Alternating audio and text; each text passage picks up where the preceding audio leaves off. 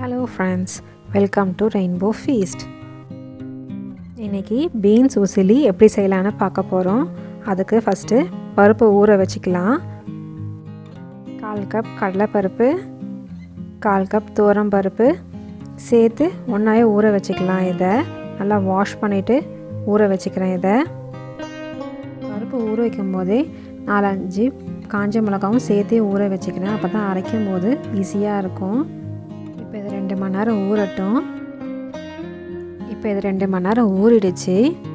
இதில் இருக்க தண்ணியை ஃபுல்லாகவே வடிச்சிட்டு நம்ம மிக்ஸி ஜாரில் சேர்த்துக்கலாம்.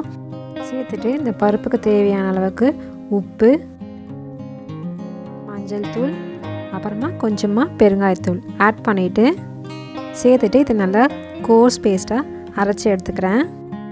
இப்போ நம்ம அரைச்சி வச்சுருக்க பேஸ்ட்டை ஒரு இட்லி ஸ்டீமரில் ஸ்டீம் பண்ண போகிறோம். அதுக்கு இந்த மாதிரி இட்லி ஸ்டீமரில் அரைச்ச பேஸ்ட் எல்லாத்தையும் இந்த பிளேட்டில் ட்ரான்ஸ்ஃபர் பண்ணிக்கிறேன். இப்போது இட்லி பாத்திரத்தில் தண்ணி நல்லா சூடானதும் இந்த பிளேட் அது உள்ளே வச்சுட்டு ஒரு 10 நிமிஷம் நல்லா ஸ்டீம் பண்ணி எடுத்துக்கலாம். இப்போ 10 நிமிஷம் ஆயிடுச்சு. இந்த மாதிரி கலர் மாறினாலே பருப்பு நல்லா வெந்துச்சுன்னு அர்த்தம். இப்போ இது நல்லா ஆறட்டும். இப்போது பேன் சூடானதும் 2 டேபிள் ஸ்பூன் எண்ணெய் சேர்த்துக்கிறேன். எண்ணெய் நல்லா சூடானதும் 1 டேபிள் ஸ்பூன் கடுகு நல்லா பொரிஞ்சதும் 1 டீஸ்பூன் ஜீரகம், கொஞ்சமாக கருவேப்பிலை, ஒரு பச்சை மிளகாய் கீரி சேர்த்துக்கிறேன்.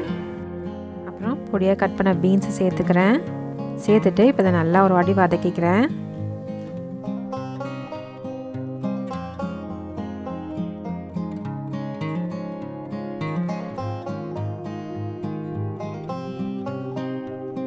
இந்த பீன்ஸுக்கு தேவையான அளவுக்கு உப்பு சேர்த்துக்கிறேன். ஆல்ரெடி நம்ம பருப்பில் உப்பு ஆட் பண்ணியிருக்கோம். அதனால் இப்போ இந்த பீன்ஸுக்கு மட்டும் உப்பு சேர்த்தா போதும். சேர்த்துட்டு ஒரு வாட்டி நல்லா கலந்து விட்டுக்கிறேன். 2 பல் பூண்டு தட்டி வச்சுருக்கேன். அதையே இதோட சேர்த்து நல்லா கலந்து விட்டுக்கிறேன்.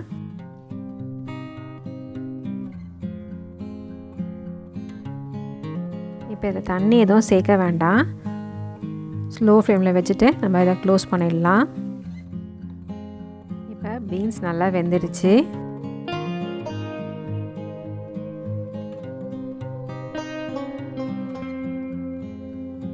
இப்போ ஆற வச்சிருந்த பருப்பை மிக்ஸி ஜாரில் சேர்த்து பல்ஸ் மோடில் போட்டு எடுத்துட்டேன்.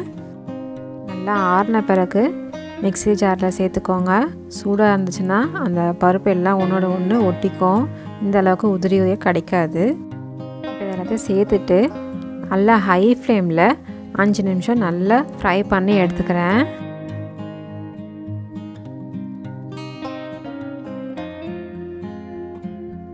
இப்போ 5 நிமிஷம் ஆயிடுச்சு. நல்லா ஃப்ரை ஆகிருக்குது. இந்த அளவுக்கு நல்லா ஃப்ரை பண்ணாதான் டேஸ்ட் நல்லாயிருக்கும்.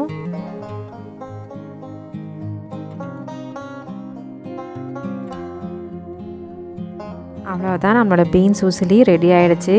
வாசனைக்கு கொஞ்சமாக கருவேப்பிலை சேர்த்துட்டு ஒரு வாட்டி நல்லா கலரி இப்போது சூடாக சர்வ் பண்ணிக்கலாம்.